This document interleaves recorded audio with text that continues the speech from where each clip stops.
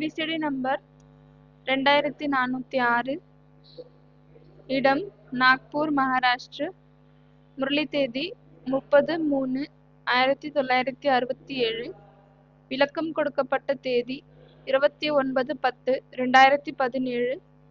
VCD number 2406, place Nagpur, Maharashtra. Murali date 30/3/1967. clarified on 29/10/2017. நேரம் 1 மணி நேரம் 10 நிமிடம் 14 செகண்டிலிருந்து 2 மணி நேரம் 11 நிமிடம் 43 செகண்ட் வரை.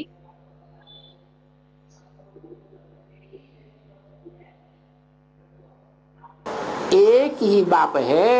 ஒரே ஒரு தந்தை தான் இருக்கிறார். कौन बाप எந்த தந்தை? है? मनुष्य सृष्टि का बाप। மனித சிருஷ்டியின் தந்தை. अव्वल नंबर धर्म की भी स्थापना करता है, முதல் நம்பர் தர்மத்தையும் जिसे படைக்கிறார். आदिदेव कहा जाता है। எதை ஆதிதேவ் என்று சொல்லப்படுகிறது. जैनियों में आदिनाथ कहते हैं, ஜைனிகளில் ஆதிநாத் என்று சொல்லப்படுகிறது. मुसलमानों में आदम कहते हैं, முஸ்லிம்களில் ஆதம் என்று சொல்லப்படுகிறது. क्रिश्चियंस में एडम कहा गया। கிறிஸ்டியன்ஸில் ஆடம் என்று சொல்லப்படுகிறது. मनुष्य सृष्टि का आदि पुरुष மனித சிருஷ்டியினுடைய முதல் மனிதன் जो अव्वल नंबर धर्म की स्थापना करता है, யார் முதல் நம்பர் தர்மத்தை ஸ்தாபனை செய்கிறாரோ वो है आदि सनातन देवी देवता धर्म। அதுதான் ஆதி சனாதன தேவி தேவதா தர்மம் ஆகும்.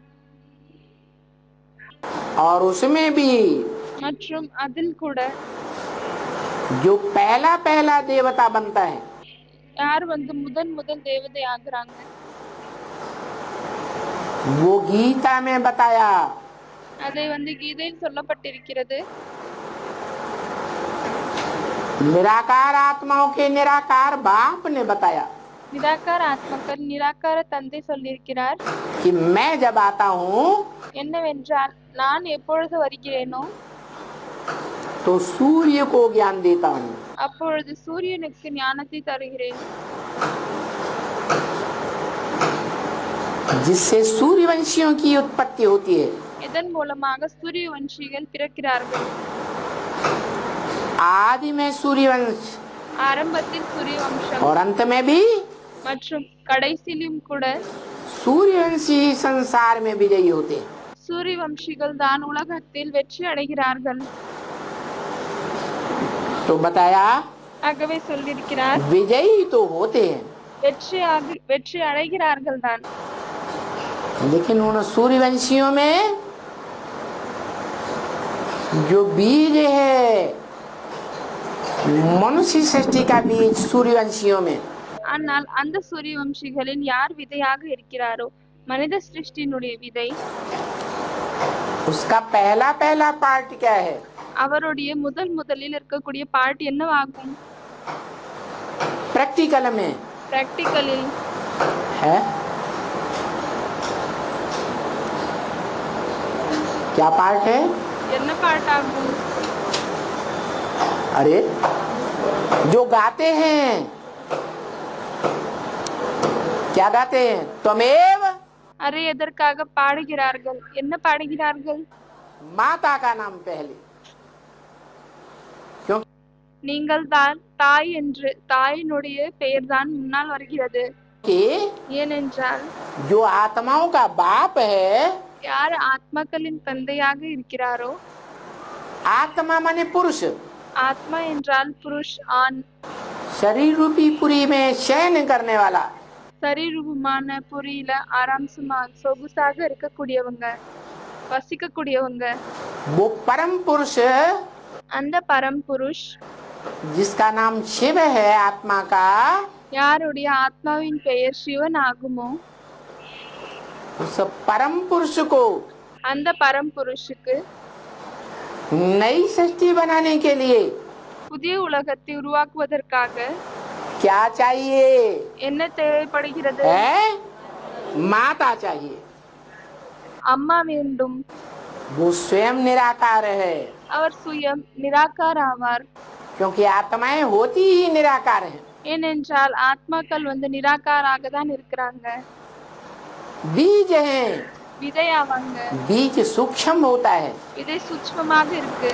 बीज को धरनी चाहिए, धरनी को माता कहा जाता है।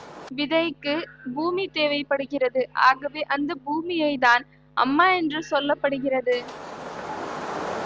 तो जिस अव्वल नंबर धरणी में आता है, ஆகவே எந்த முதல் நம்பர் பூமியில் வருகிறாரோ उसी के लिए गीता में कहा है, அதற்காக தான் கீதையில் சொல்லப்பட்டிருக்கிறது. अर्जुन से इदम शरीरम कौन्तेय, அர்ஜுனனிடம் சொல்லியிருக்கிறார், இதம் ஷரீரம் கௌந்தேய, हे कौन्तेय अर्जुन, அதாவது ஹே கௌந்தேய அர்ஜுன், तेरा ये जो शरीर रूपी रथ है, இது உன்னுடைய எந்த உடலாக இருக்கக்கூடிய ரதம் இருக்கிறதோ क्षेत्रम इत्यभिधीयते, ये क्षेत्र है, க்ஷேத்திரம் இத்யபிதீயதே, அதாவது இது ஒரு பூமியாகும். क्षेत्र माने धरणी। க்ஷேத்திரம் என்றால் பூமி. कैसी धरणी है? எப்படிப்பட்ட பூமியாகும்? धर्म क्षेत्र, தர்ம கஷேத்திரமாகும். कुरुक्षेत्र कर्मों का क्षेत्र, குருக்ஷேத்திர அதாவது கர்மங்களின் கஷேத்திரமாகும். कैसा कुरुक्षेत्र? அது எப்படிப்பட்ட குருக்ஷேத்திர ஆகும்?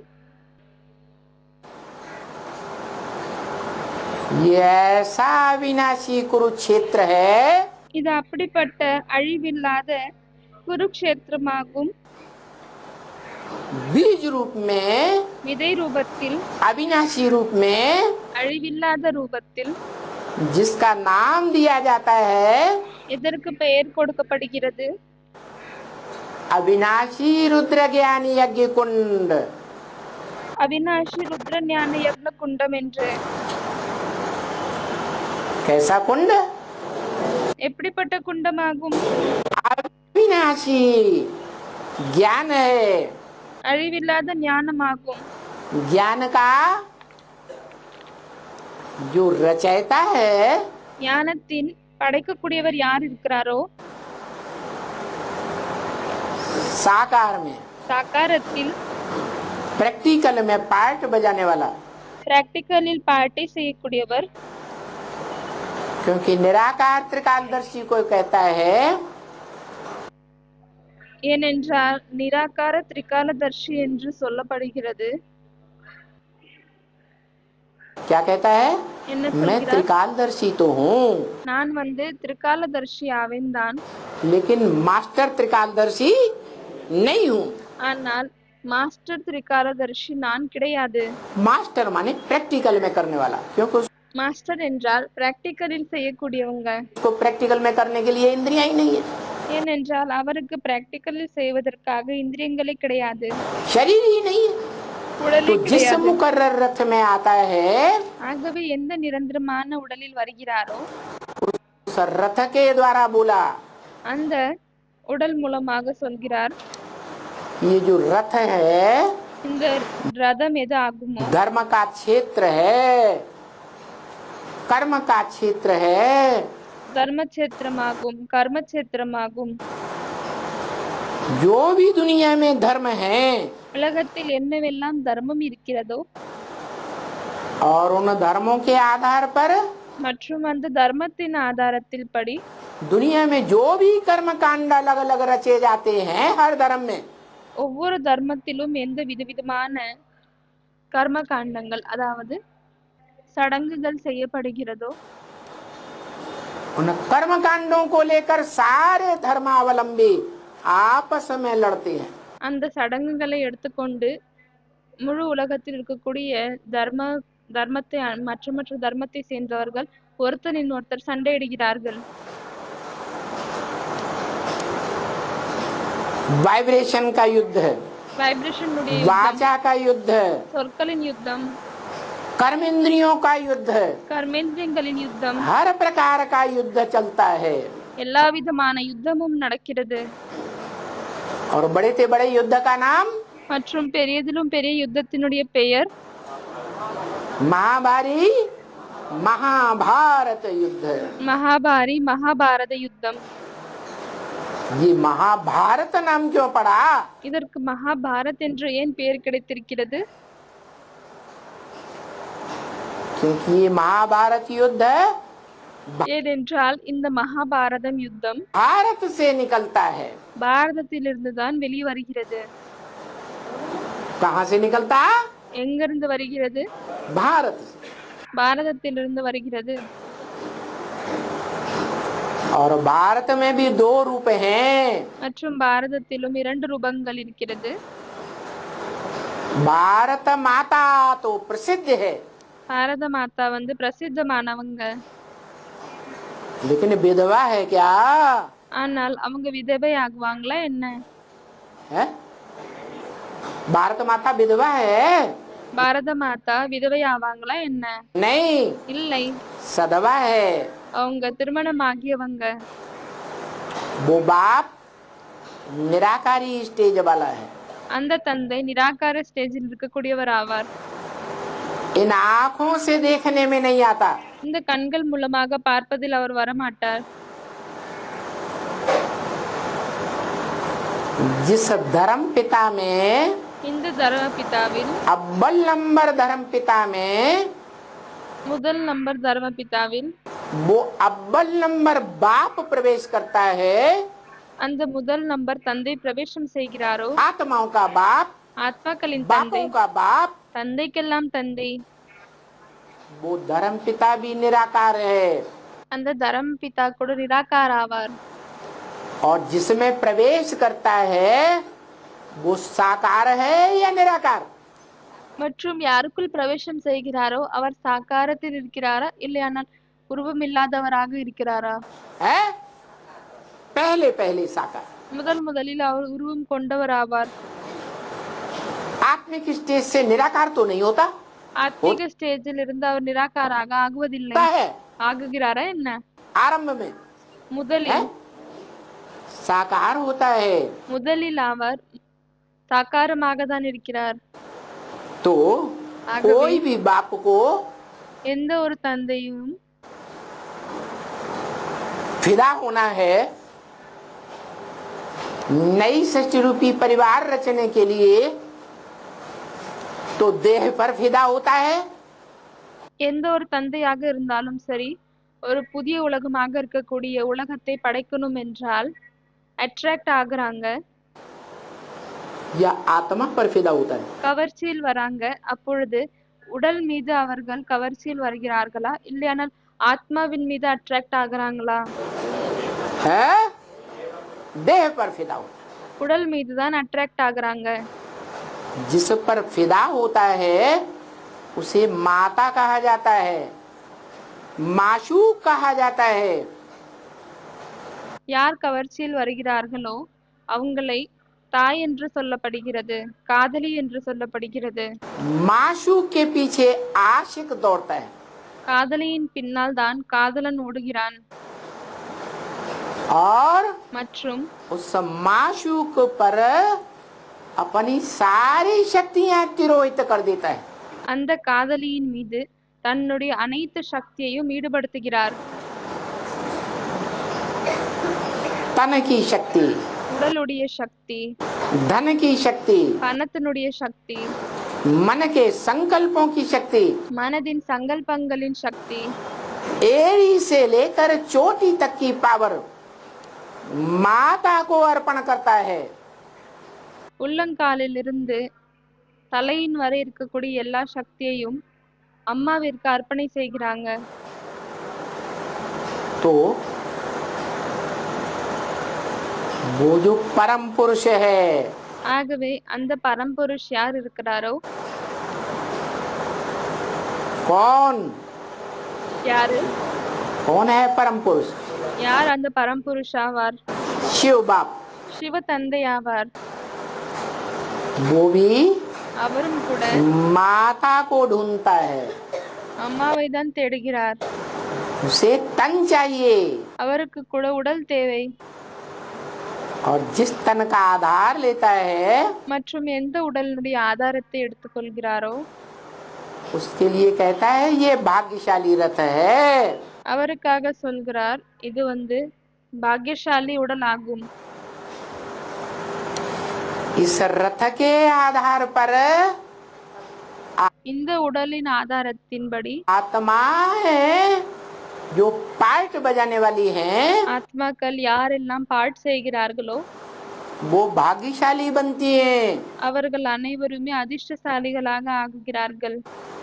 और इस रथ के आधार पर ही மற்றும் இந்த உடலுடைய ஆதாரத்தின்படிதான் दुर्भाग्यशाली बनती है। பாக்கியம் இல்லாதவர்களும் ஆகுகிறார்கள்। என்ன क्या कहा? என்ன சொன்னார்? भाग्यशाली रथ एक है பாக்கியசாலி ரதம் அதிர்ஷ்டசாலி ரதம் உடல் ஒண்ணுதான்। लेकिन ஆனால் सारी मनुष्य सृष्टि प्राणी मात्र के लिए முழு மனித சிருஷ்டியும் முழு மனிதர்களுக்கும் भाग्यशाली और दुर्भाग्यशाली அதிர்ஷ்டசாலிகள் மற்றும் அதிர்ஷ்டம் இல்லாதவர்களா बनाने का आधार कौन बनता है? ஆக்குவதற்கான ஆதாரம் யார் ஆகுகிறார்? कौन है आधार रूपा जड़? யார் அந்த ஆதாரத்தில் இருக்கக்கூடிய வேர் ஆகுகிறார்? कौन है वो माता धरणी? அந்த அம்மா பூமி யார் ஆகுறாங்க? है परम ब्रह्म। பரம் பிரம்மா। तो वो परम ब्रह्म ஆகவே அந்த பரம் பிரம்மா संपन्न पुरुषार्थी बनने पर சம்பன்னமான புருஷார்த்தி ஆகும் பொழுது इस मनुष्य सृष्टि में இந்த மனித உலகத்தில் पहले पहले முதலில் सूर्य वंश की स्थापना करती है சூரிய வம்சத்தை படைக்கிறார் माता गुरु बनकर। क्या? அம்மா குரு ஆகிவிட்டு। என்ன? कैसा गुरु? எப்படிப்பட்ட குரு? माता गुरु। மாதா குரு आदि गुरु या मध्य गुरु? ஆதி குருவா இல்லையானால் நடுவில் குருவா? आदि गुरु आदि सो अंत गुरु। ஆரம்ப குரு ஆகுவார்। அதே மாதிரி ஆரம்பம் தான் கடைசி என்ற அடிப்படையில் கடைசியிலும் குரு ஆவார்। क्यों? मनुष्य सृष्टि में ஏன் அப்படி? மனித சிருஷ்டியில் जो पहला पहला ब्राह्मण யார் முதல் பிராமணர் चोटी कहा जाता है, ब्राह्मण चोटी। குடுமி என்று சொல்லப்படுகிறது, பிராமண குடுமி। जो पहला देवता யார் முதல் தேவதை? जो पहला क्षत्रिय அவர்தான் முதல் சத்திரியர் ஆவார்। जो पहला वैश्य யார் முதல் வைஷ்யரோ जो पहला शूद्र யார் முதல் சூத்ரராக இருக்கிறாரோ क्या उस अव्वल नंबर ब्राह्मण सो देवता का भी என்ன அந்த முதல் நம்பர் பிராமணர்ல இருந்து தேவதையின்படி माता बनती है? அம்மா ஆகுறாங்களா?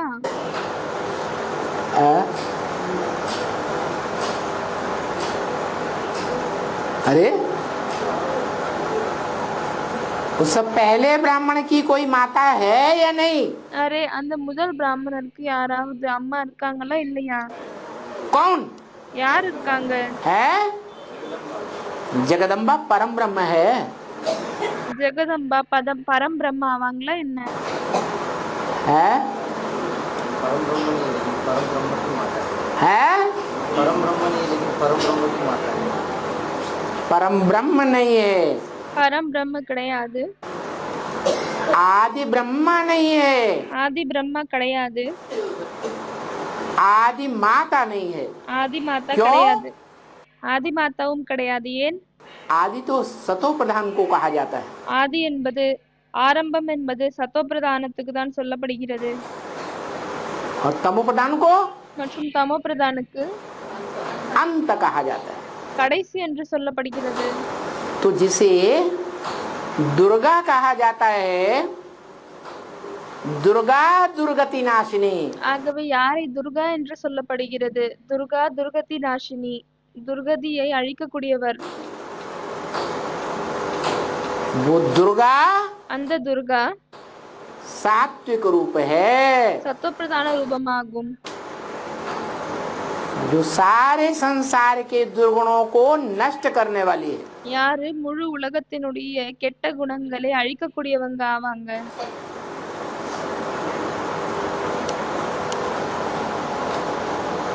वो साकार होगी या निराकार होगी? அவங்க சாகாரத்துல இருப்பாங்களா இல்லையானால் நிராகாரத்துல இருப்பாங்களா? है साकार होगी, சாகாரத்துல இருப்பாங்க. क्योंकि साकार में ही गुण और अवगुण होते हैं। ஏனென்றால் சாகாரத்துலதான் குணம் மற்றும் அவகுணம் இருக்கிறது. क्या என்ன?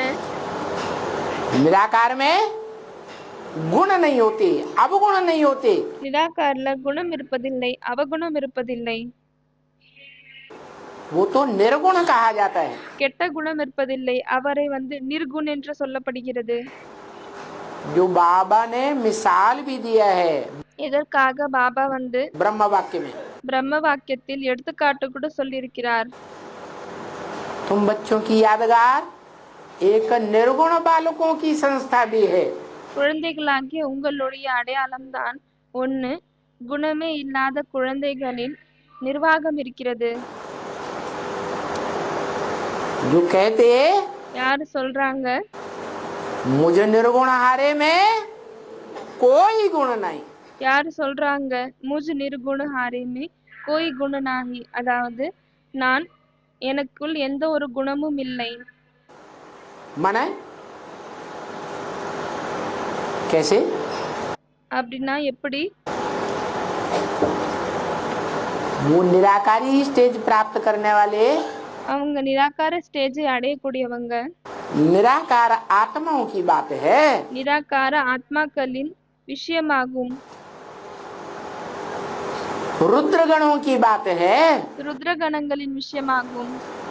वो रुद्रगण देवता नहीं कहे जाते। அந்த ருத்ரகணங்களை தேவதை என்று சொல்லப்படுவதில்லை. राक्षस भी नहीं कहे जाते। அசுரர்கள் என்றும் சொல்லப்படுவதில்லை. उनकी यादगार रुद्राक्ष है। அவங்களுடைய அடையாளம் தான் ருத்ராட்ச கொட்டையாகும். वो बीज रूप आत्माएं हैं, அவர்கள் விதை ரூபமான ஆத்மாக்கள் ஆவார்கள். जिनके पुरुषार्थी जीवन में யாருடைய புருஷார்த்த வாழ்க்கையில்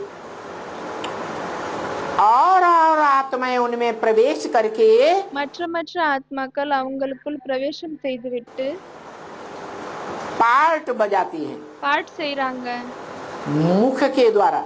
வாயின் மூலமாக. जितने मुख முகத்தின் மூலமாக. ஆகவே எத்தனை முகம் இருக்கிறதோ उतनी ही आत्माएं उनमें प्रवेश होती हैं। அத்தனை ஆத்மாக்கள் அவங்களுக்குள் பிரவேசம் செய்றாங்க.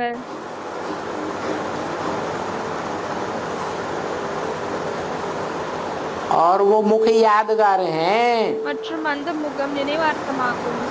अपने अपने तरीके का ज्ञान सुनाने के लिए। தன்னுடைய விதமான ஞானத்தை சொல்வதற்காக. में कम मुख होते हैं रुद्राक्ष में, சிறு ருத்ராட்சத்தில் குறைந்த முகங்கள் இருக்கிறது, और कोई में ज्यादा मुख होते हैं। மற்றும் சிலரில் அதிகமான முகம் இருக்கிறது.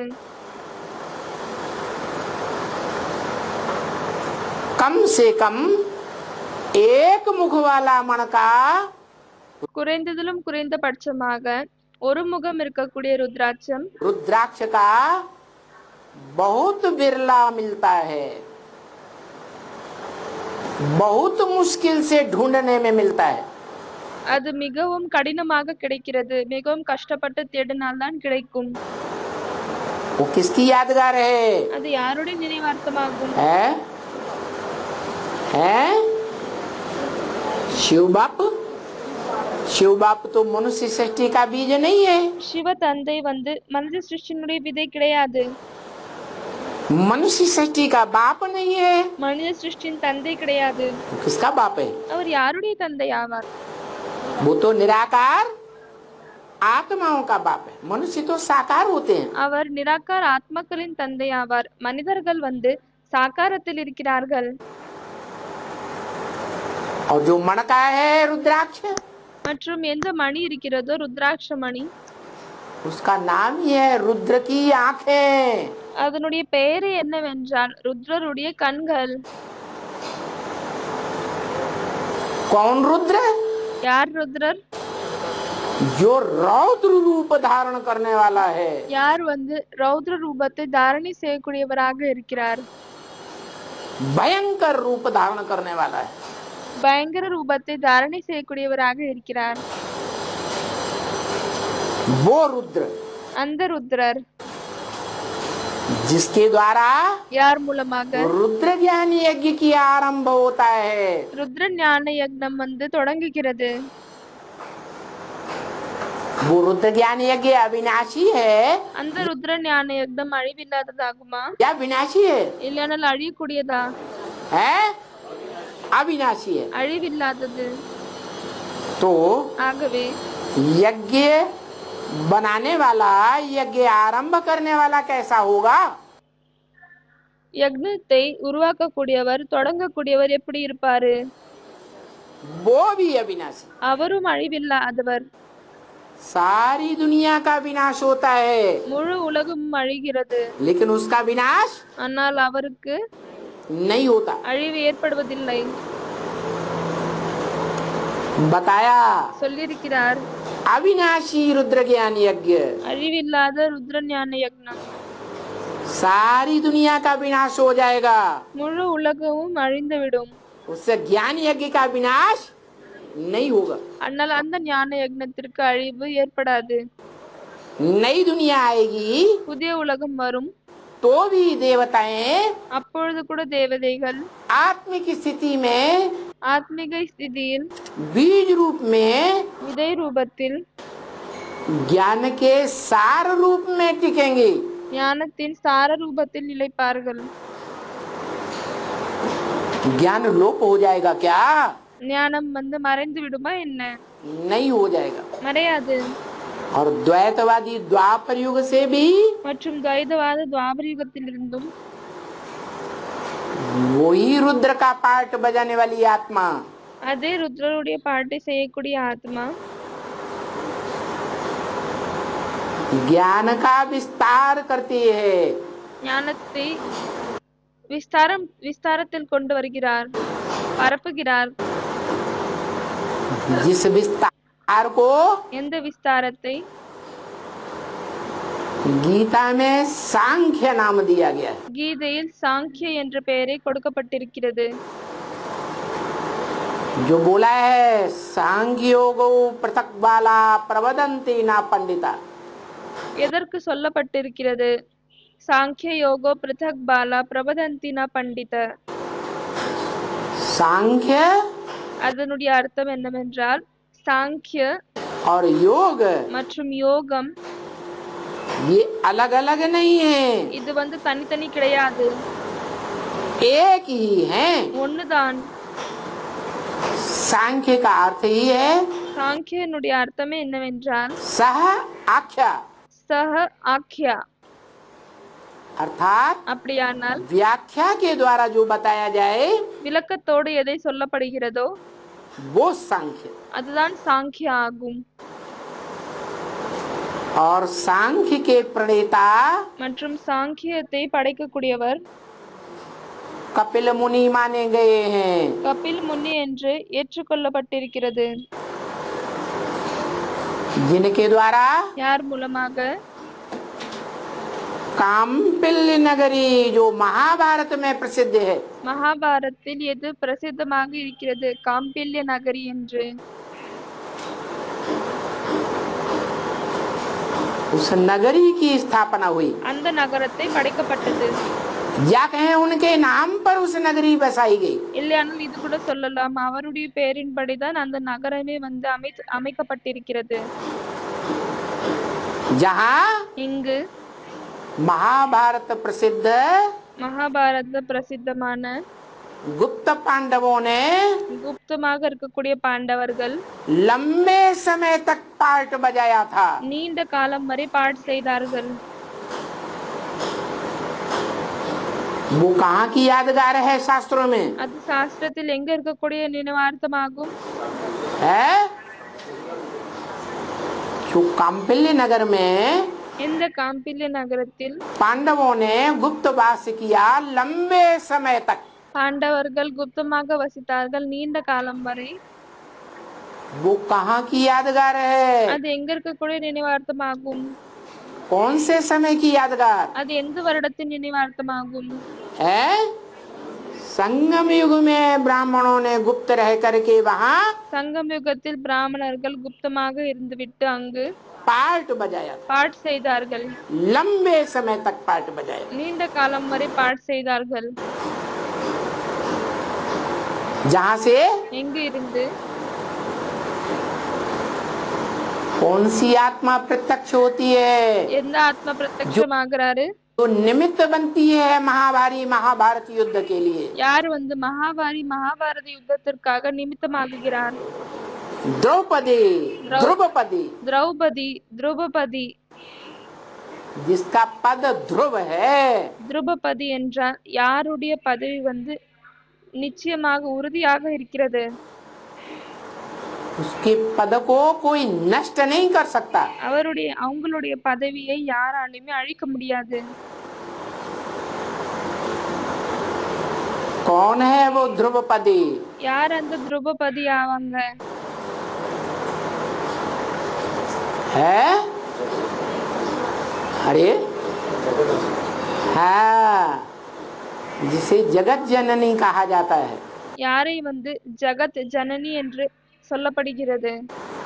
உலகத்தினுடைய அம்மா. वो जग जननी के दो रूप हैं।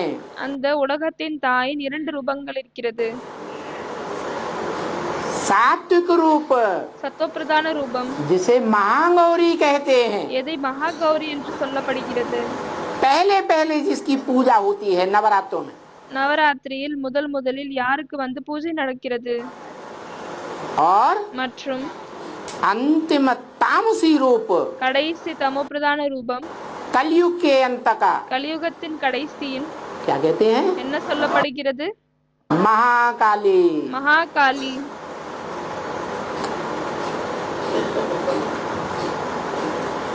अति का देहभान। அதிகமாக தேகபானம் இருக்கிறது. तो ஆகவே दो रूपों में 2 ரூபங்களில் एक रूप है ஒரு ரூபம் बुद्धि की देवी। புத்தியினுடைய தேவியின் ரூபமாகும். कौन गाई हुई है? யாரே பாடப்பட்டிருக்கிறது? है जिसका नाम है जगदम्बा सरस्वती। யாருடைய பெயரே வந்து ஜெகதம்பா சரஸ்வதி என்று இருக்கு. क्या बड़ा काम किया बुद्धि का? அவங்க புத்தியின் மூலமாக என்ன பெரிய வேலை செய்தாங்க? बुद्धि का काम है புத்தியினுடைய வேலையாகும். जो भी मनन चिंतन मंथन किया हुआ है, என்னவெல்லாம் மனஞ்சிந்தன் மந்தன் செய்யப்பட்டிருக்கிறதோ, जो भी संकल्प विकल्प किया हुआ है, என்ன எல்லாம் எண்ணங்கள் விபரீத எண்ணங்கள் செய்யப்பட்டிருக்கிறதோ, उसमें श्रेष्ठते श्रेष्ठ क्या है? அதுல சிரேஷ்டத்திலும் சிரேஷ்டமானது என்னவாகும்?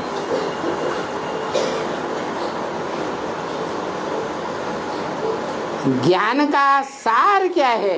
ஞானத்தின் சாரம் என்னவாகும்? जिस सार में देवताएं टिकते हैं। இந்த சாரத்தில் தேவதைகள் நிலைக்கிறார்கள். क्या है? என்னவாகும்? क्या है? ज्योति बिंदु। ஜோதி பிந்து. और जो बिंदु रूप आत्माएं हैं, எந்த புள்ளி ரூப ஆத்மாக்கள் இருக்கிறார்களோ, जिन्हें गीता में कहा गया है अणोरणीयांसम। யாரை வந்து கீதையில் சொல்லப்பட்டிருக்கிறது? அனோரணியாம்சம். अणु से भी अणु, अति सूक्ष्म। அணுவை விட மிகவும் அணுவானது, மிகவும் சூட்சுமமானது. उन आत्माओं में श्रेष्ठ से श्रेष्ठ आत्मा क्या कौन है? அந்த ஆத்மாக்களில் சிரேஷ்டத்திலும் சிரேஷ்ட ஆத்மா யார் ஆவாங்க? कौन है? யார் ஆவாங்க? अरे आत्माओं का बाप। ஆத்மாக்களின் தந்தை. जैसा बाप होगा वैसे ही बच्चे होंगे। எப்படிப்பட்ட தந்தையாக இருப்பாங்களோ அப்படியேதான் குழந்தைகள் இருப்பாங்க. जो बच्चों का रूप எது குழந்தையின் ரூபமோ वो ही बाप का रूप होना चाहिए। அதுதான் தந்தையினுடைய ரூபமாக இருக்க வேண்டும். सांप लंबा तो बच्चे भी लंबे। பாம்பு நீளமாக இருந்தால் குழந்தைகளும் நீளமாக இருக்கிறாங்க. हाथी ढील डोल वाला तो बच्चे भी ढील डोल वाले। யானை தடியாக இருக்கும் பொழுது அதோடைய குழந்தைகளும் குண்டாக இருக்கிறாங்க. चींटी छोटी सी तो बच्चे भी छोटे से। எறும்பு சிறியதாக இருக்கும் பொழுது அதனுடைய குழந்தைகளும் சிறியதாக இருக்கிறாங்க. ऐसे ही அதே போலவேதான் आत्माएं बिंदु बिंदु हैं, ஆத்மாக்கள் புள்ளி புள்ளியாக இருக்கிறாங்கன்னா अणुरूप हैं, அணுவாக ஆட்டமாக இருக்கிறாங்க. तो आत्माओं का बाप भी அப்பொழுது ஆத்மாக்களின் தந்தையும் है ज्योति बिंदु। ஒளி புள்ளி ஆவார். नहीं तो இல்லையானால் पहले முதலில்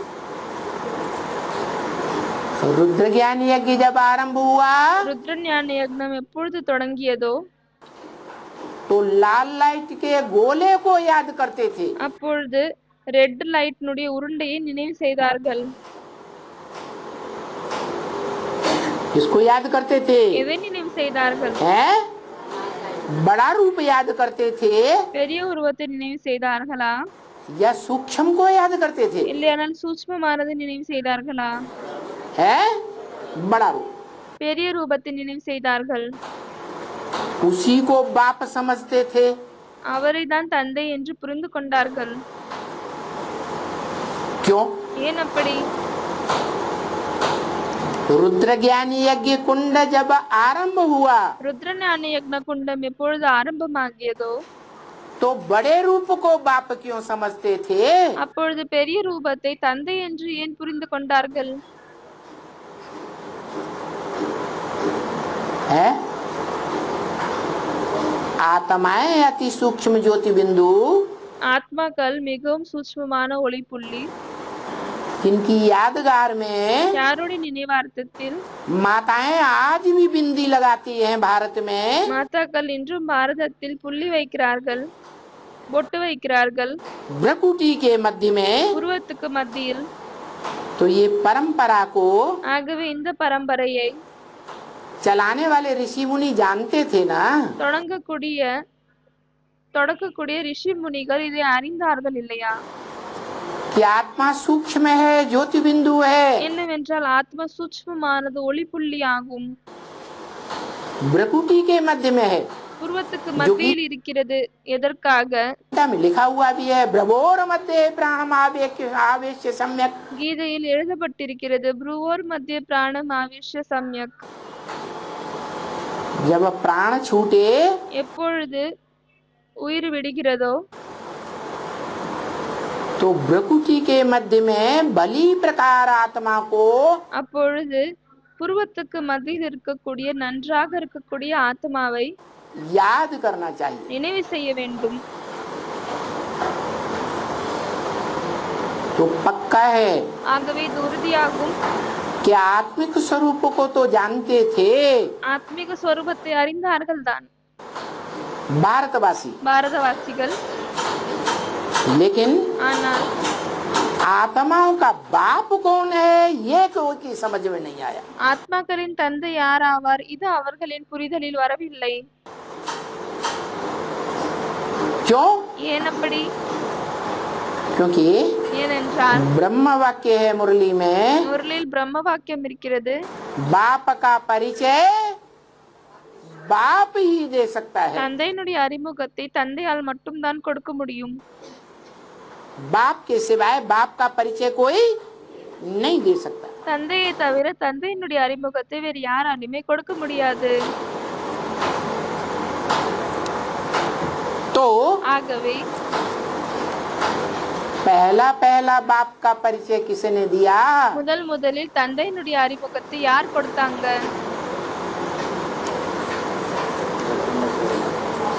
असली परिचय किसने दिया உண்மையான அறிமுகத்தை யார் கொடுத்தாங்க? है?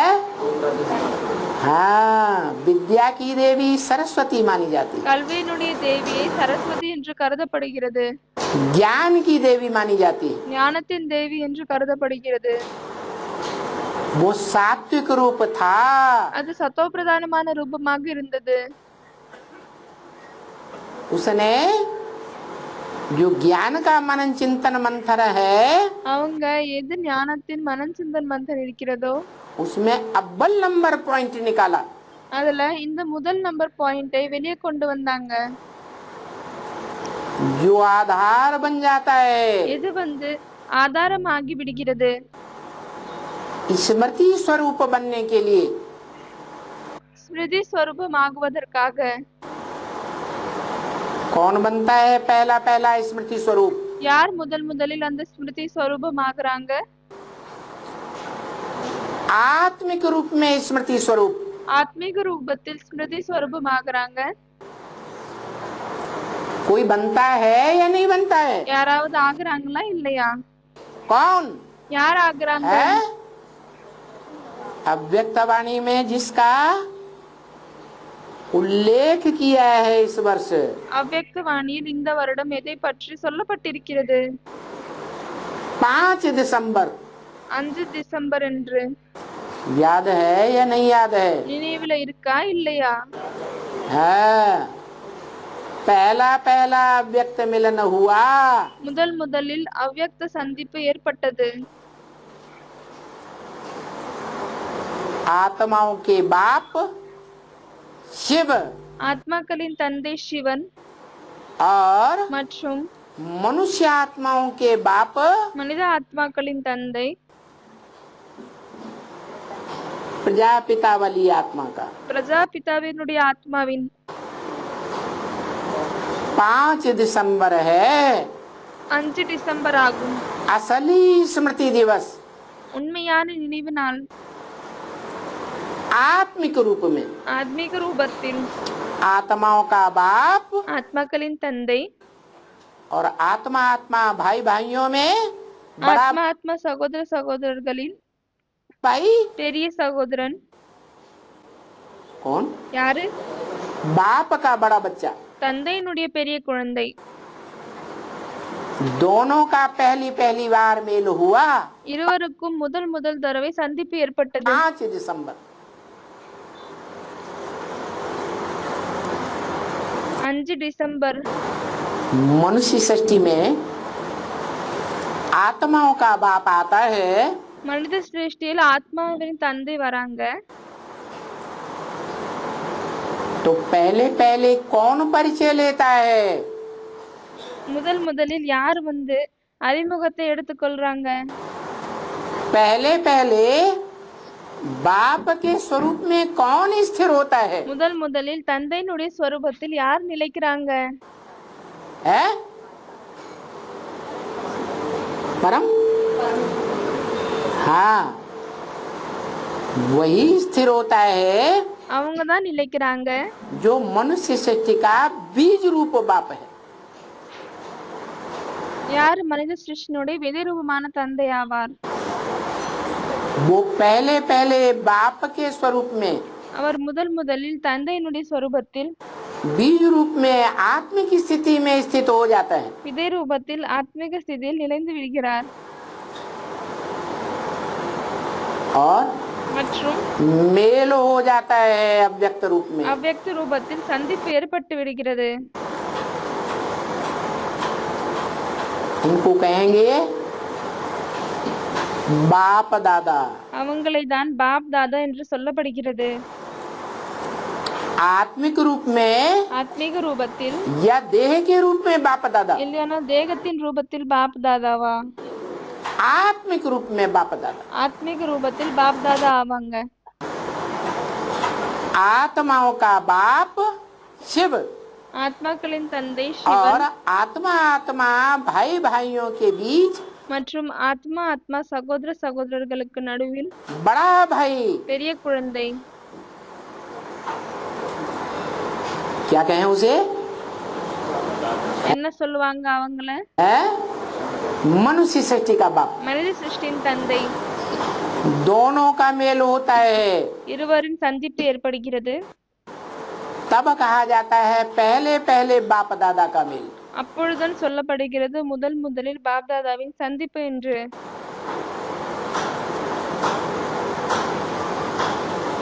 और जो मनाया गया மற்றும் எதை கொண்டாடப்பட்டதோ लंबे समय तक, நீண்ட காலம் வரை देहधारियों का मिलन தேகதாரிகளின் சந்திப்பு बाप दादा के रूप में, பாப்தாதாவின் ரூபத்தில். वो कौन அவங்க யாரு? है?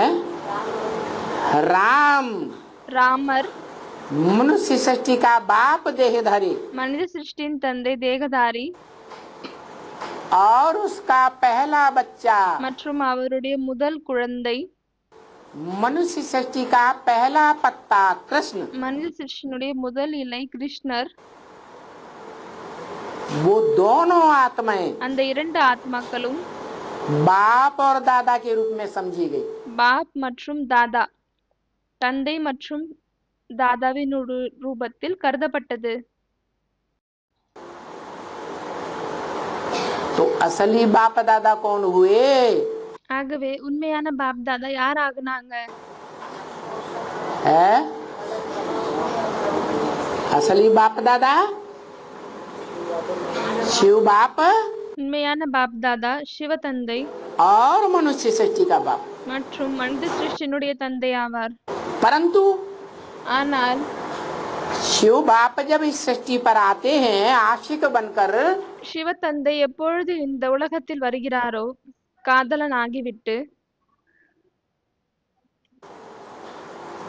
तो सब परम पुरुष को क्या चाहिए? ஆகவே அந்த பரம்புருஷ்க்கு என்ன தேவைப்படுகிறது? है? मेल चाहिए या फीमेल चाहिए? ஆண் வேண்டுமா பெண் வேண்டுமா? है फीमेल चाहिए। பெண் தான் வேண்டும். काम करने के आधार पर फीमेल, வேலை செய்வதற்கு அடிப்படையில் பெண்ணா, या प्रैक्टिकल में फीमेल चाहिए? இல்லையானால் பிராக்டிக்கலில் பெண் தேவைப்படுகிறதா? है काम करना है, வேலை செய்யணும். तो वो काम कराने के लिए ஆகவே அந்த வேலையை செய்விப்பதற்காக बाप का बच्चे को जन्म लेना है। தந்தையின் குழந்தை பிறக்க வேண்டும். और बाप के बच्चे हैं 500-700 करोड़। மற்றும் தந்தையினுடைய குழந்தைகள் 500-700 கோடிகள் ஆவார்கள்.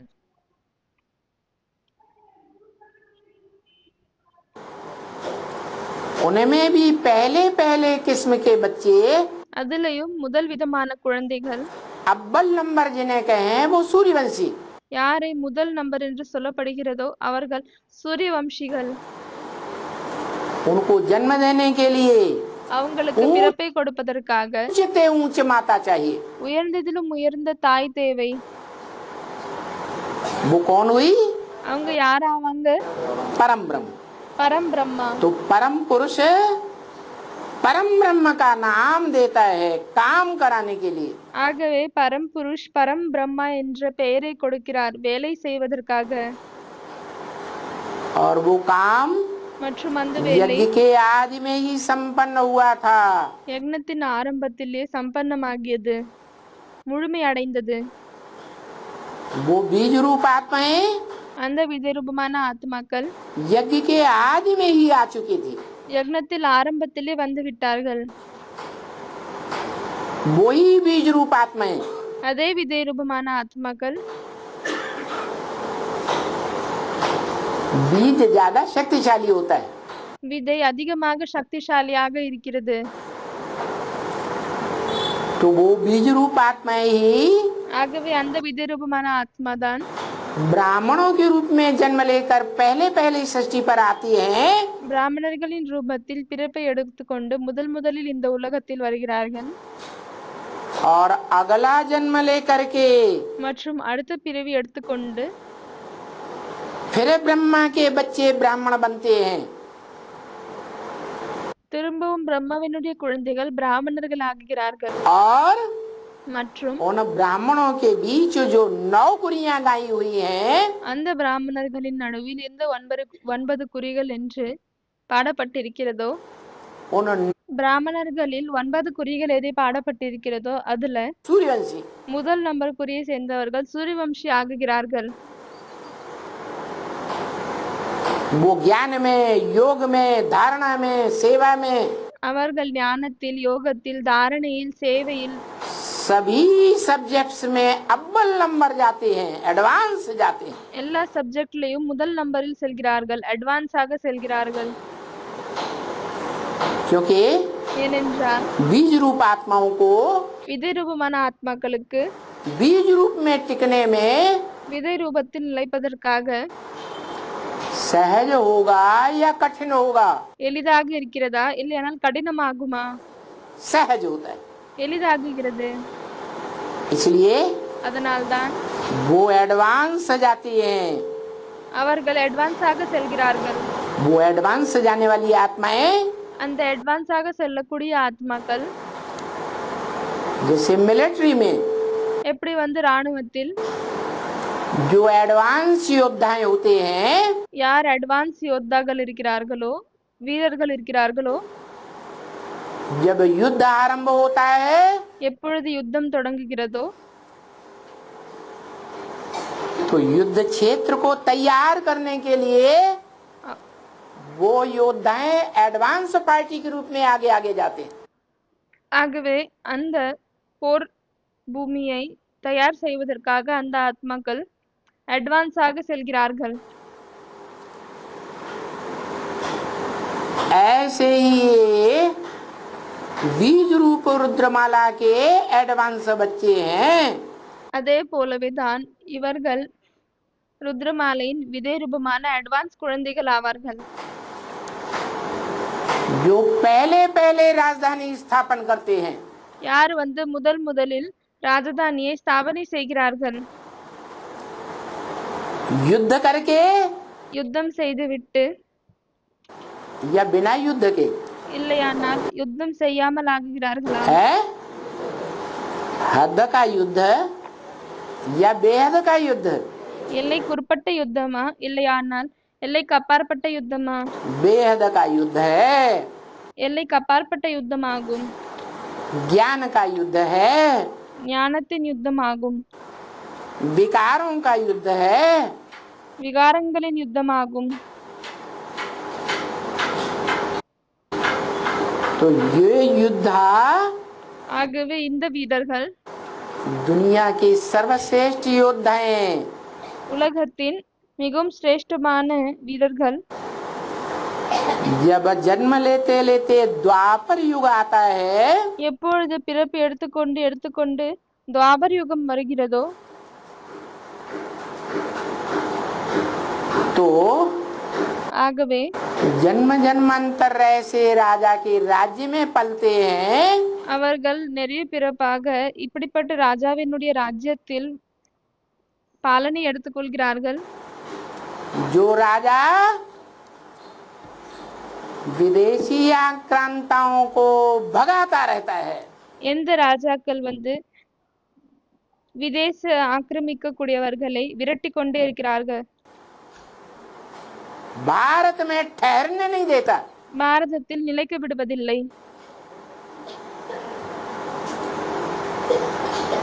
द्वापर के आदि से लेकर के अंत तक युद्ध में रत रहता है। துவாபர் யுகத்தின் ஆரம்பத்திலிருந்து கடைசி வரை யுத்தத்திலே ஈடுபட்டிருக்கிறார்। जीवन के हर क्षेत्र में युद्ध करता है। வாழ்க்கையில் இருக்கக்கூடிய ஒவ்வொரு क्षेत्रத்திலும் மைதானத்திலும் அவர் யுத்தம் செய்கிறார்। साहित्य के क्षेत्र में भी युद्ध, இலக்கியத்தின் பகுதியிலும் யுத்தம், और राजाओं की जो राजाइयां हैं ராஜாக்களின் எந்த ராஜாங்கம் இருக்கிறதோ उन राजाइयों में जो मतभेद होता है அந்த ராஜாங்கத்தில் எந்த வழி வேறுபாடு இருக்கிறதோ, विदेशी और स्वदेशी में जो युद्ध होता है விதேசிகள் மற்றும் சுதேசிகளில் எந்த யுத்தம் நடக்கிறதோ उनमें भी अग्रणी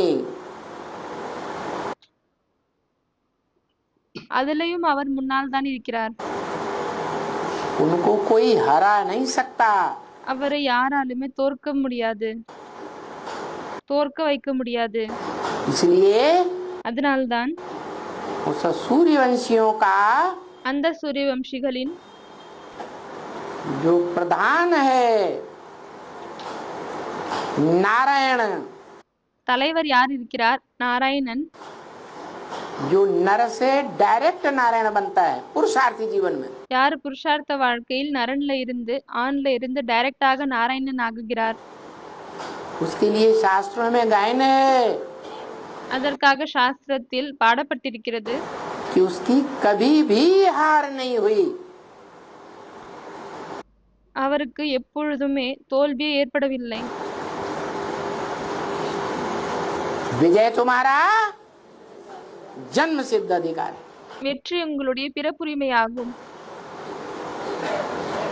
तो जब से जन्म लेता है, जब से बाप का அவர் எப்பொழுதிலிருந்து பிறக்கிறாரோ, बच्चा बनता है, எப்பொழுதிலிருந்து தந்தையினுடைய निश्चय குழந்தையாகிறாரோ, बुद्धि रूपी जन्म लेता है, நிச்சய புத்தி ரூபமான பிறப்பை எடுக்கிறாரோ, तब से लेकर அப்பொழுதிலிருந்து अंत तक கடைசி வரை उसका निश्चय कभी टूटता नहीं है। அவருடைய நிச்சயம் எப்பொழுதுமே உடைவதில்லை. अनिश्चय बुद्धि की मौत कभी नहीं होती, और निश्चय बुद्धि அனிச்சய புத்தி ரூபமான மரணம் எப்பொழுதும் ஏற்படுவதில்லை. மற்றும் நிச்சய புத்தி विजय। வெற்றியாளர். अनिश्चय बुद्धि विनश्यति। அனிச்சய புத்தி அழிவை சந்திக்கிறாங்க. तो बताया निश्चय में जीत है। ஆகவே சொல்லிருக்கிறார், நிச்சயத்தில் தான் வெற்றி இருக்கிறது. किस निश्चय में? எந்த நிச்சயத்தில்? कि हम ऊंचते ऊंच बाप के बच्चे हैं। என்னவென்றால் நாம் உயர்ந்ததிலும் உயர்ந்த தந்தையினுடைய குழந்தைகள். दुनिया में धर्म पिताएं नंबर 12 आए हैं। உலகத்தில் தர்ம பிதாக்கள் வரிசைகரமாக வந்தார்கள். वो धर्म भी इस दुनिया में नंबर 12 पनपते हैं। ஆகவே அந்த தர்மங்களும் வரிசைகரமாக இந்த உலகத்தில் இருக்கிறது, பரவுகிறது. जो जितना ऊंच नंबर का धर्म पिता, யார் எவ்வளவு உயர்ந்த நம்பர்ல இருக்கக்கூடிய தர்ம பிதாவாக இருக்கிறாரோ, वो उतने ऊंच नंबर में पहले पहले सच रूपी रंगमंच पर प्रत्यक्ष होता है। அவர் அவ்வளவு உயர்ந்த நம்பரில் தான் முதலில் இந்த உலக ரூபமான நாடக மேடையில் வெளித்தோன்றுகிறார். तो सबसे पहला धर्म पिता है ஆகவே அனைத்தை விட முதலில் இருக்கக்கூடிய தர்ம பிதா अल्लाह अव्वल-दीन, அல்லாஹ் அவ்வல் தீன் ஆவார்.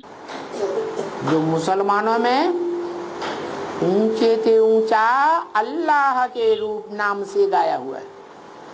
யார் முஸ்லிம்ல உயர்ந்ததிலும் உயர்ந்த அல்லாஹ்வினுடைய பெயரில் பாடப்பட்டிருக்கிறார்.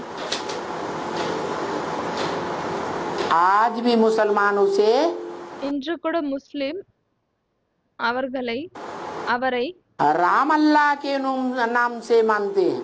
ராம் அல்லாஹ் என்ற பெயரில் ஏற்றுக்கொள்கிறார்கள்.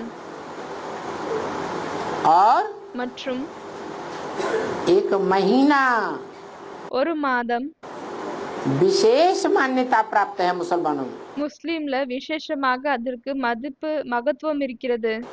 மகத்துவத்தை பெற்று இருக்கிறது. जैसे सनातन धर्म वालों में भी एक महीना विशेष मान्यता प्राप्त है. எப்படி சனாதன தர்மத்தை சேர்ந்தவர்களில் கூட ஒரு மாதம் விசேஷமாக மதிப்பை பெற்றிருக்கிறது. कौन सा है? नहीं, पुरुषोत्तम मास.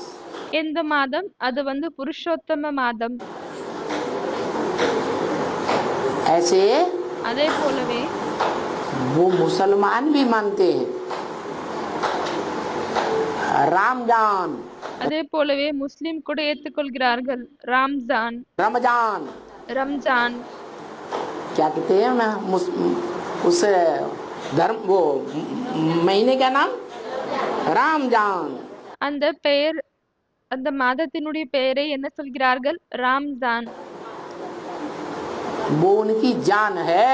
அது அவங்களுடைய ஜான், அதாவது உயிராகும். क्यों? ஏன் அப்படி? क्योंकि त्रेता युग में राम गाया हुआ है. ஏனென்றால் திரேதா யுகத்தில் ராமர் என்று பாடப்பட்டிருக்கிறார். छत्रधारी राम जो सीढ़ी में दिखाया है.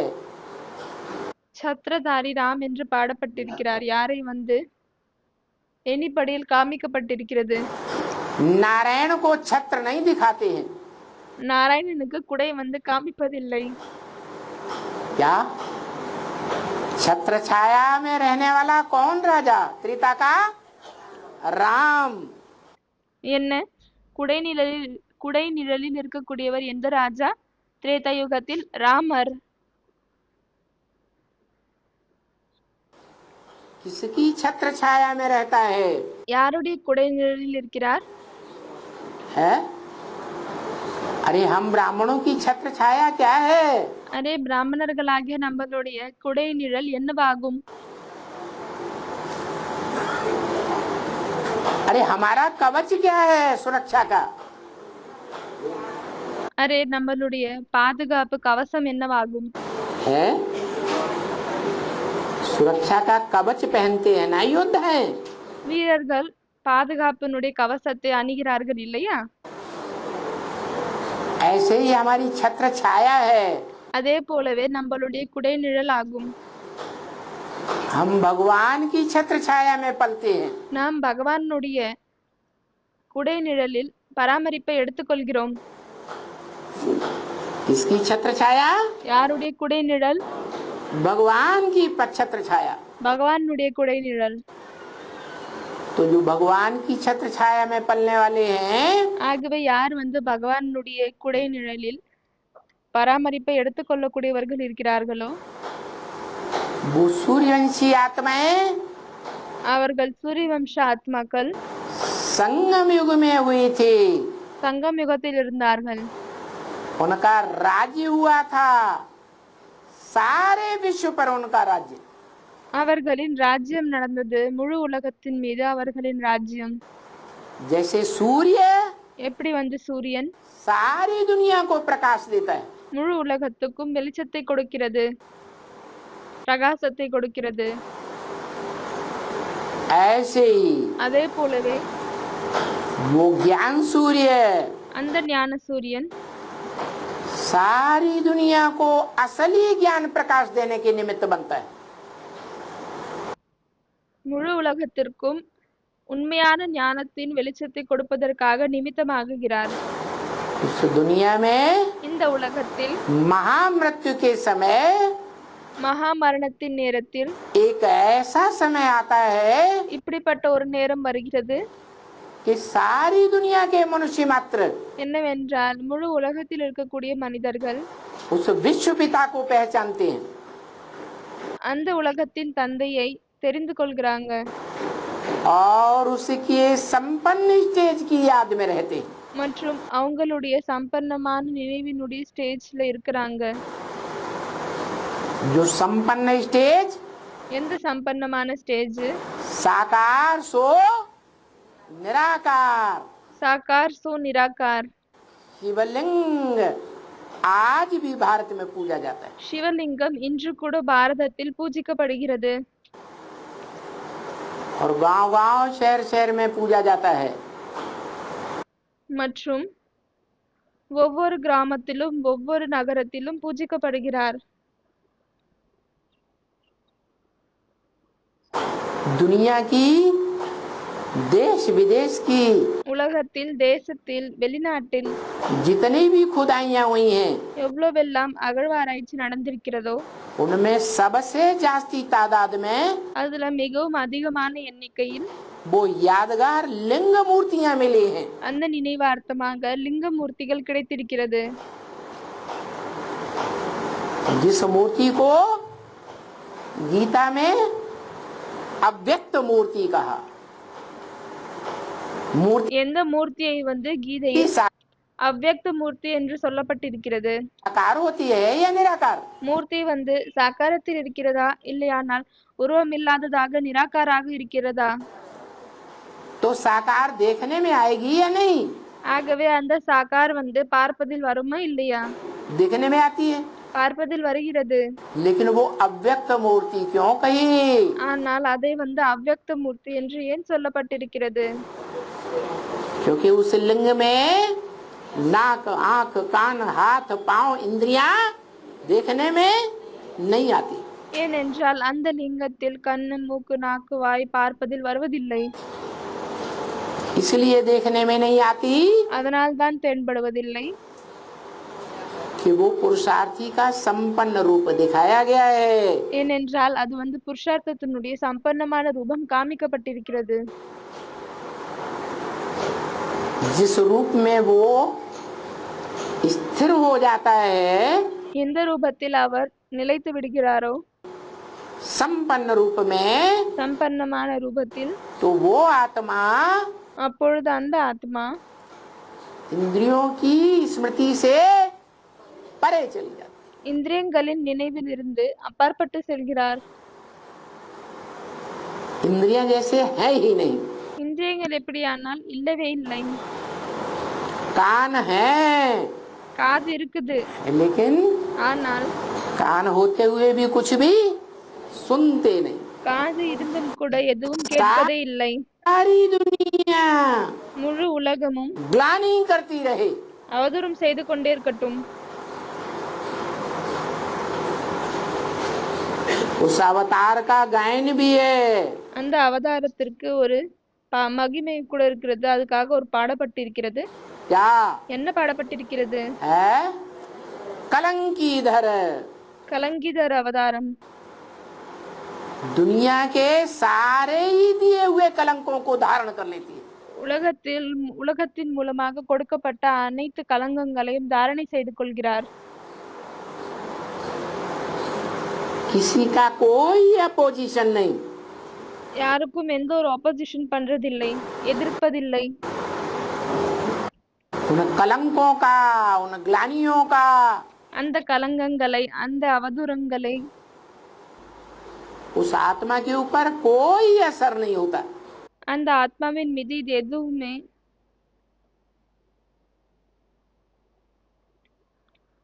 ஒட்டுவதில்லை. इसलिए அதனால்தான் उस स्टेज का गायन है, कान है, அந்த ஸ்டேஜுக்கு இது நினைவார்த்தமாகும். பாடப்பட்டிருக்கிறது என்னவென்றால் காது இருக்கிறது, लेकिन होते हुए भी ஆனால் இருந்தும் கூட जैसे नहीं है। அது இல்லை. आंखें हैं, கண்கள் இருக்கிறது தான், लेकिन देखते हुए भी नहीं देखता। ஆனால் பார்த்து கொண்டும் கூட பார்ப்பதில்லை. सभी इंद्रियों का यही हाल है। அனைத்து இந்திரியங்களுக்கும் இதேதான் நிலையாகும். चाहे ज्ञान इंद्रियां हो, அது ஞான இந்திரியங்களாக இருந்தாலும் சரி, चाहे कर्म इंद्रियां हो, அது கர்மேந்திரியங்களாக இருந்தாலும் சரி, उन इंद्रियों से कर्म करते हुए भी அந்த இந்திரியங்கள் மூலமாக கர்மங்களை செய்து கொண்டும் கூட उस कर्म फल की प्राप्ति नहीं करता। அந்த கர்மத்தின் பலனை எடுத்துக்கொள்வதில்லை. क्योंकि इंद्रियों से सुख लेता ही नहीं। ஏனென்றால் இந்திரியங்களின் மூலமாக அவர் சுகத்தை எடுத்துக்கொள்வதே இல்லை. इंद्रियों से सुख भी नहीं लेता, इंद्रियों से दुख भी नहीं लेता। இந்திரியத்தின் மூலமாக சுகத்தையும் எடுத்துக்கொள்வதில்லை மற்றும் துக்கத்தையும் எடுத்துக்கொள்வதில்லை. इंद्रियों से दुख देता भी नहीं, இந்திரியங்கள் மூலமாக துக்கத்தை கொடுப்பதும் இல்லை. क्योंकि ब्रह्म वाक्य है मुरली में। ஏனென்றால் முரளியில் பிரம்ம வாக்கியம் இருக்கிறது. योग बल से तुम्हारी इंद्रियां शीतल हो जाती हैं। யோக பலத்தின் மூலமாக உங்களுடைய இந்திரியங்கள் குளுமை அடைகிறது. जो शीतल इंद्रियां हैं ஆகவே वो दुखदायी எந்த குளுமையான இந்திரியங்கள் இருக்கிறதோ नहीं हो सकती। அது துக்கத்தை கொடுக்கக்கூடியதாக இருக்க முடியாது. तो दुख देता भी नहीं, दुख लेता भी नहीं। துக்கத்தை கொடுப்பதும் இல்லை, துக்கத்தை எடுத்துக்கொள்வதும் இல்லை. सुख दुख से परे की स्टेज धारण करता है। சுகம் மற்றும் துக்கத்திலிருந்து அப்பாற்பட்ட ஸ்டேஜை தாரணை செய்கிறார். वो कौन है? அவர் யார் ஆவார்? कौन सी आत्मा है? எந்த ஆத்மா ஆவாரு? जो पुरुषार्थी जीवन में पहले पहले सुख दुख से परे चली जाती है। யார் புருஷார்த்த வாழ்க்கையில் முதலில் சுகம் மற்றும் துக்கத்திலிருந்து அப்பாற்பட்டு சென்று விடுகிறார்? कौन है? आत्माओं का बाप। யார் ஆவார்? ஆத்மாக்களின் தந்தையா? हाँ, मनुष्य शरीरधारियों का बाप। மனித உடலை கொண்டவர்களின் தந்தை. मनुष्यों का बाप है, மனிதர்களின் தந்தை ஆவார். आदि पुरुष है, ஆதி புருஷ ஆவார். जिसको जन्म लेते हुए किसी ने नहीं देखा। யாரை பிறக்கிற மாதிரி யாருமே பார்க்கவில்லை. उसके माँ बाप को कोई नहीं जानता। அவருடைய அம்மா அப்பாவை யாருமே அறிய மாட்டார்கள். उसके टीचर को साकार को कोई नहीं जानता। அவங்களுடைய டீச்சர் சாக்காரத்தை யாருமே அறிய மாட்டாங்க. उसकी मृत्यु कब होती है कोई नहीं जानता। அவங்களுடைய மரணம் எப்பொழுது ஏற்படுகிறது இதையும் கூட யாருமே அறிய மாட்டாங்க. वो मृत्यु पर जीत पाने वाला कहा जाता है। அவர் மரணத்தின் மீது வெற்றி அடையக்கூடியவர் என்று சொல்லப்படுகிறது. उसके नाम से भक्ति मार्ग में मृत्युंजय मंत्र जपते हैं। அவருடைய பெயரில் தான் பக்தி மார்க்கத்தில் மிருத்யுஞ்சய் மந்திரம் என்று ஜபிக்கிறார்கள். और वो भक्त भावना का भाड़ा भी लेते हैं। मरते मरते आदमी जिंदा हो जाता है। மற்றும் அப்படிப்பட்ட பக்தர்கள் அந்த பாவனைக்கு பலன் கூட அடைகிறார்கள். என்னவென்றால் இறந்து இருக்கும் பொழுது இறக்குற மாதிரி இருக்கும் பொழுது திரும்பவும் உழைத்து விடுகிறார்கள். ऐसा प्रभाव होता है मृत्युंजय महामंत्र का। இப்படிப்பட்ட பிரபாவம் ஏற்படுகிறது அந்த மிருத்யுஞ்சய் மந்திரத்தின். तो देखो, ஆகவே பாருங்கள், आदि भी सत्य ஆரம்பத்தில் கூட உண்மை और अंत भी सत्य, மற்றும் கடைசியில் கூட உண்மை. जिसके लिए गीता में कहा है ना सतो विद्यते भावो ना भावो विद्यते सत। யாருக்காக கீதையில் சொல்லப்பட்டிருக்கிறது? நாசத்தோ வித்யதே பாவோ நா பாவோ வித்யதே சத. इस दुनिया में जो सत्य है இந்த உலகத்தில் எந்த உண்மை இருக்கிறதோ ही नाश नहीं होता। அது எப்பொழுதுமே அழிவதில்லை. तो कौन है सत्य? ஆகவே அந்த உண்மை யார் ஆவாங்க? इस दुनिया में जो तीन काल हैं, भूत भविष्य वर्तमान, இந்த உலகத்தில் எந்த 3 காலங்கள் இருக்கிறதோ, கடந்த காலம், நிகழ்காலம், எதிர்காலம், उन तीनों कालों में सत्य कौन है? அந்த 3 காலங்களிலும் யார் உண்மையானவர் இருக்கிறார்?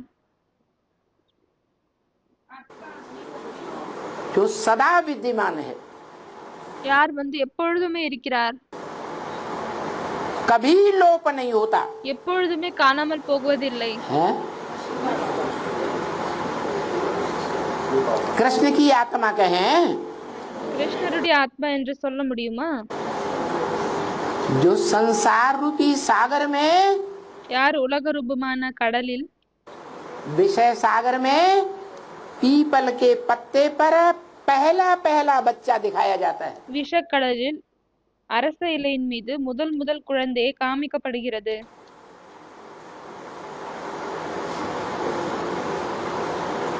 उसको அவரை अनादि कहें। इस षष्ठी रूपी रंगमंच पर सदा काल है नहीं है। அனாதி என்று சொல்ல முடியுமா? இந்த உலக ரூபமாகிய நாடக மேடையில் எப்பொழுதுமே இருக்கிறாரா என்ன? लेकिन उसका बाप இல்லை, ஆனால் அவருடைய தந்தை इस षष्ठी रूपी रंगमंच पर இந்த உலக ரூபமாகிய நாடக மேடையில் सदा काल मौजूद रहता है। எப்பொழுதுமே இருக்கிறார். ये इब्राहिम, ये बुद्ध, ये क्राइस्ट, இந்த இப்ராஹிம், இந்த புத்தர், இந்த கிரைஸ்ட், कोई भी धर्म पिताएं, எந்த ஒரு தர்ம பிதாவாக இருந்தாலும் சரி, कोई भी धर्मखंड, அவர்களின் எந்த ஒரு தர்ம கண்டமாக இருந்தாலும் சரி, इस दुनिया में अविनाशी नहीं रहते। सब समुद्र के गर्त में समाये हुए थे।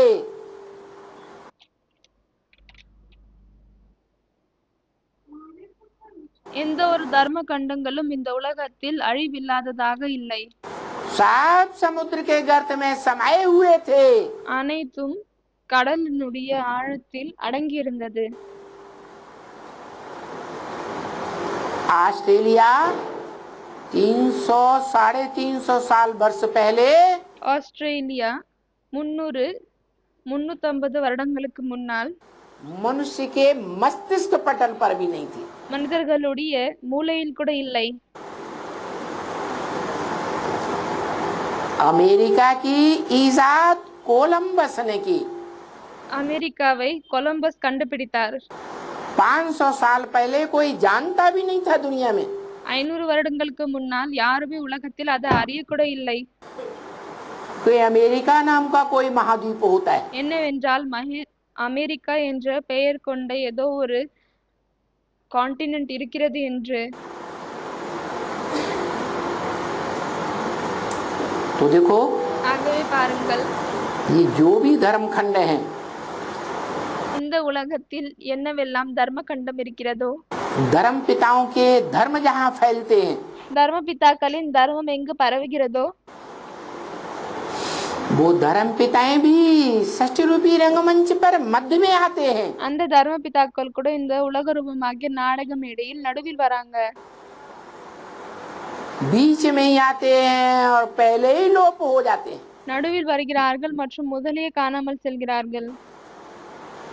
वो धर्म पिताएं भी षष्ठी रूपी रंगमंच पर सदा काल रहने वाले नहीं।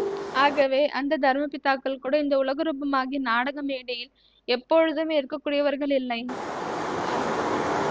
परंतु ஆனால் उन धर्म पिताओं का भी जो बाप है, தர்ம பிதாக்களுக்கும் யார் தந்தையாக இருக்கிறாரோ, क्योंकि धर्म पिताएं तो ग्रेट फादर्स कहे जाते हैं। ஏனென்றால் தர்ம பிதாக்கள் கிரேட் ஃபாதர்ஸ் என்று அழைக்கப்படுகிறார்கள். उन धर्मों में, அந்த தர்மங்களில், धर्मावलंबियों में, அந்த தர்மத்தின் மக்களுக்கு நடுவில். लेकिन ஆனால் ग्रेट ग्रेट ग्रैंड फादर नहीं कहे जाते। கிரேட் கிரேட் கிராண்ட் ஃபாதர் என்று அவர்கள் அழைக்கப்படுவதில்லை. उन धर्म पिताओं का भी वो बाप है அந்த தர்ம பிதாக்களுக்கும் அவர் தந்தை ஆவார். जो षष्ठी रूपी रंगमंच पर सदा काल रहता है। யார் இந்த உலக ரூபமாகிய நாடக மேடையில் எப்பொழுதுமே இருக்கிறார், सदा सत्य है, எப்பொழுதுமே உண்மையாக இருக்கிறார், कभी लोप नहीं होता। எப்பொழுதுமே அவர் மறைவதில்லை. और மற்றும்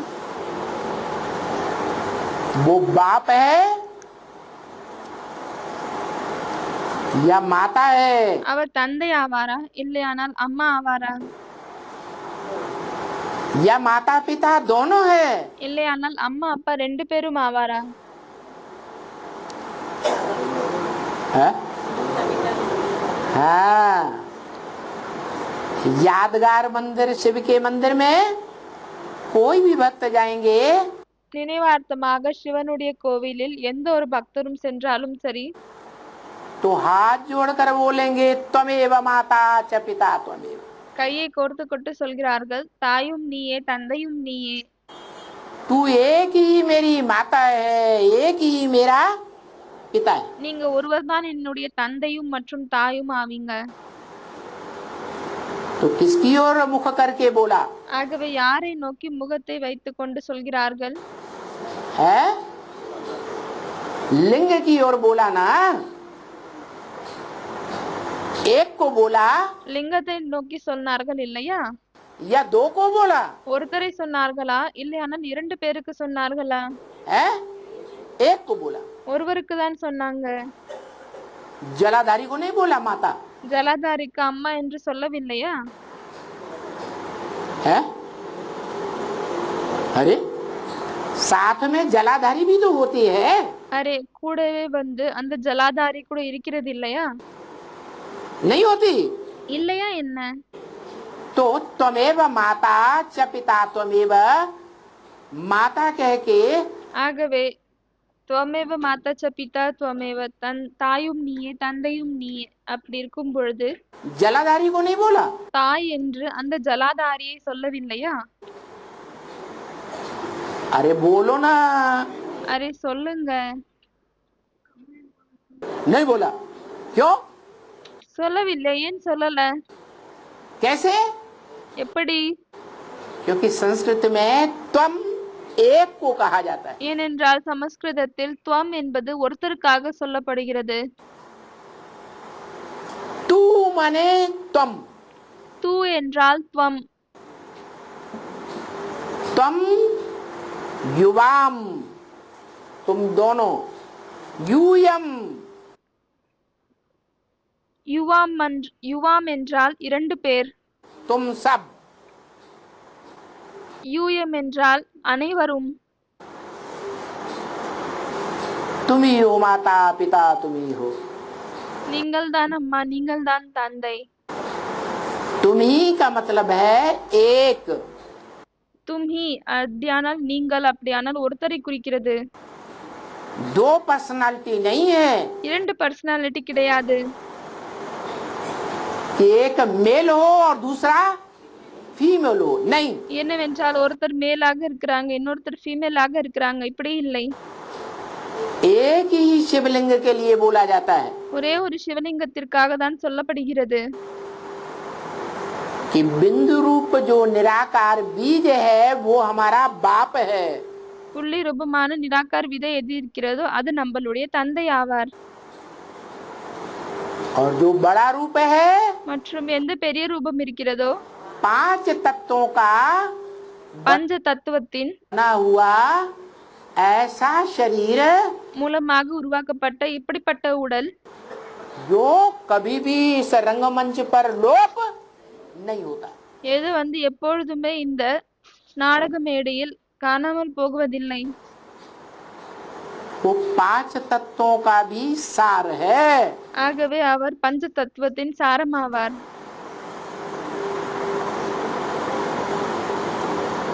मूल रूप है, முக்கியமான ரூபமாவார். वो कभी नष्ट नहीं होता, அவர் எப்பொழுதுமே அழிவதில்லை. परंतु ஆனால் वो पुरुषार्थ करते करते அவர் புருஷார்த்தம் செய்து கொண்டு राख बन जाता है। சாம்பல் ஆகி விடுகிறார். इसलिए बोला அதனால் தான் சொல்லியிருக்கிறார் वाणी में, வாணில. अब देखेंगे இப்பொழுது பார்க்கலாம், लाखों में से एक, லட்சத்தில் ஒருவர், कोटों में से एक कौन निकलते हैं। கோடியில் ஒருத்தர் யார் வெளியே வராங்க?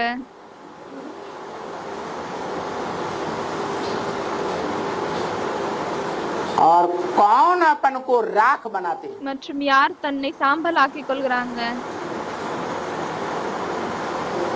देवान राख हो जाए, தேகாபிமானம் சாம்பல் ஆகிவிட வேண்டும்.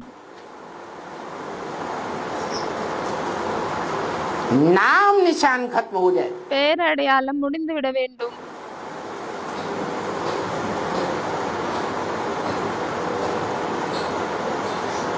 तो चैलेंज दिया ஆகவே சேலஞ்ச் கொடுத்திருக்காரு. कि देखेंगे राख कौन बनते हैं। ஆகவே பார்க்கலாம் யார் சாம்பல் ஆகுறாங்க. तो चित्रों में दिखाते हैं ஆகவே படத்தில் காமிக்கிறார்கள் एक ही पुरुषार्थी ஒரே ஒரு புருஷார்த்தி தான் இருக்காங்க. शंकर को जिसके शरीर पर சங்கர் யாருடைய உடம்பில் क्या रमाते हैं, भस्म रमाते हैं। என்ன பூசுறாங்க? சாம்பல் பூசுறாங்க. वो भस्म रमाने की बात नहीं है, அது வெறும் சாம்பல் பூச வேண்டிய விஷயம் இல்லை. ऐसी याद की स्टेज में टिकने की बात है, இப்படிப்பட்ட நினைவினுடைய ஸ்டேஜ்ல நிலைக்கக்கூடிய விஷயமாகும். निराकारी स्टेज में, நிராகார ஸ்டேஜ்ல जिसमें देह भान भस्म हो जाए। எதுல தேகத்தின் நினைவு சாம்பலாகி விடுகிறது. तो दिखाते हैं ஆகவே காமிக்கிறார்கள் वो बाप का रूप हो गया। அது தந்தையினுடைய ரூபமாகி விட்டது. पुरुष निराकारी होते हैं और माता साकारी होती है। ஆண் வந்து நிராகாராக இருக்கிறாங்க, பெண் வந்து சாக்காரமாக இருக்காங்க. जो निराकार है யார் நிராகாராக இருக்காங்களோ वो ही बीज है। அவர்தான் விதையாவாங்க. तो वो बीज को ஆகவே அந்த விதையை साकार धरणी का आधार चाहिए। சாக்கார தரணியினுடைய ஆதாரம் தேவைப்படுகிறது. விதைக்கு சாக்கார பூமியினுடைய ஆதாரம் தேவைப்படுகிறது.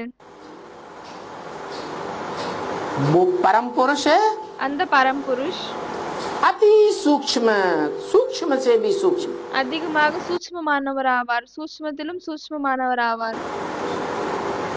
सब सूक्ष्म आत्माओं का बाप, அனைத்து சூட்சும ஆத்மாக்களின் தந்தை. जिससे ज्यादा सूक्ष्म कोई हो ही नहीं सकता। யாரை விட அதிகமாக சூட்சுமமானவங்க யாருமே இருக்க முடியாது. और जितनी सूक्ष्म बुद्धि होती है மற்றும் எவ்வளவு சூட்சுமமான புத்தி இருக்கிறதோ उतना ही ज्ञानी होता है। அவ்வளவுதான் அவங்க ஞானியாக இருக்காங்க. मोटी बुद्धि उसको कहते हैं भैंस बुद्धि। தடிமனான புத்தியை தான்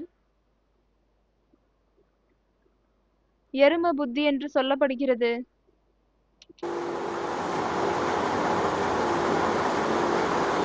इसलिए गीता में बोला அதனால் தான் கீதையில் சொல்லப்பட்டிருக்கிறது कि ज्ञान के समान पवित्र इस संसार में कुछ भी नहीं है। कौन सा ज्ञान? ஞானத்தை விட எதுவுமே இந்த உலகத்தில் அதிகமாக தூய்மையானது கிடையாது. அது எந்த ஞானமாகும்? एक काल का ज्ञान, ஒரு நேரத்திற்கான ஞானமா, दो काल का ज्ञान, இரண்டு காலத்திற்கான ஞானமா, या त्रिकालदर्शिता का ज्ञान, இல்லையானால் திரிகால தர்சத்தினுடைய ஞானமா, तीनों काल का ज्ञान। மூன்று காலத்தின் ஞானம். किसके तीनों काल का ज्ञान? யாருடைய மூன்று காலத்தின் ஞானம்? किसके तीनों काल का ज्ञान? யாருடைய மூன்று காலத்தின் ஞானம்? है? अरे कोई है या नहीं है? அரே யாராவது இருக்காங்களா இல்லையா? जिसके तीनों काल का ज्ञान யாருடைய மூன்று காலத்தின் ஞானம் त्रिकालदर्शी कहा जाए। திரிகாலதர்ஷி என்று சொல்லப்படுகிறது. कौन? யாரு? है? कोई नहीं யாருமே இல்லையா? है। मनुष्य सृष्टि का जो बाप है மனித சிருஷ்டியின் யார் தந்தை இருக்கிறாங்களோ वो तीनों कालों में सृष्टि रूपी रंगमंच पर அவர் மூன்று காலங்களிலும் இந்த உலக ரூபமாகிய நாடக மேடையில் स्थायी रहता है। நிலையாக இருக்கிறாரு. उस सत्य को कोई भगा ही नहीं सकता। அந்த உண்மையை யாராலும் விரட்ட முடியாது. सत्य अडिग होता है, உண்மை வந்து அசையாததாகும், अचल होता है। ஆடாததாகும். इसलिए माउंट आबू में அதனால்தான் மவுண்ட் அபுல उस अचल रहने वाली आत्मा की यादगार நிலையாக இருக்கக்கூடிய அந்த ஆத்மாவினுடைய நினைவார்த்தம் अचलगढ़ दिखाई है। அச்சல்கட் காமிக்கப்பட்டிருக்கிறது. और महाभारत शास्त्र में மற்றும் மகாபாரத சாஸ்திரத்தில் कौन व्यक्तित्व है எந்த பர்சனாலிட்டி இருக்காங்க? जो सदा काल स्थिर रहने वाला है। யாரு எல்லா நேரத்திற்கும் நிலையாக இருக்கக்கூடியவராக இருக்கிறாரு? है युधिष्ठिर। யுதிஷ்டிர் युद्ध में யுத்தத்தில் स्थिर रहने वाला है, நிலையாக இருக்கக்கூடியவர் ஆவார், चलायमान होने वाला नहीं। அசையக்கூடியவர் இல்லை. क्योंकि ஏனென்றால் अब बड़े ते बड़ा बम फूटने वाला है। இப்பொழுது பெரியதிலும் பெரிய குண்டு வெடிக்கவிருக்கிறது. दुनिया का सबसे बड़ा बम உலகத்தின் எல்லாத்தை விட பெரிய வெடிகுண்டு कौन सा बताया? எதை சொல்லப்பட்டிருக்கிறது? परमात्म प्रत्यक्षता बम। பரமாத்ம பிரத்யக்ஷதா வெடிகுண்டு. परमपिता प्रत्यक्षता बम नहीं। பரம்பிதா பிரத்யக்ஷதா, பரம்பிதாவினுடைய வெளித்தோன்றுதல் குண்டு என்று சொல்லவில்லை. ஓம் சாந்தி.